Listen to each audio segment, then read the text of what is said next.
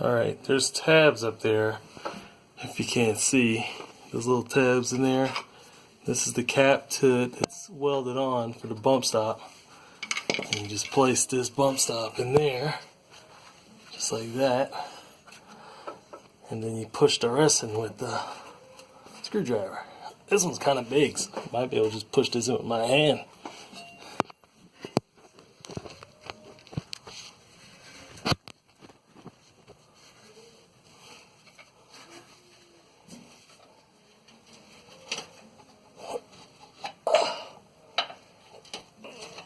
That in there, push that in there.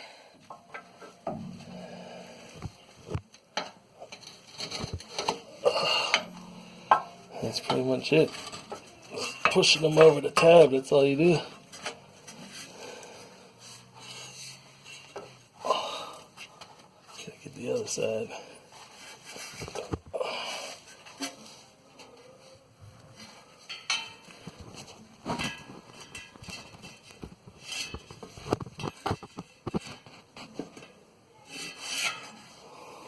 Come around.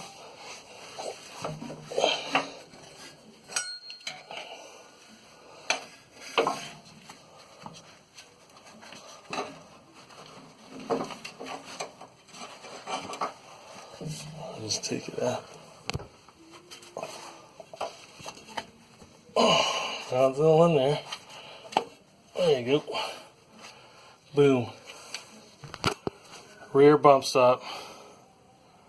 Chevy Suburban. Took me about 2 minutes to replace and remove.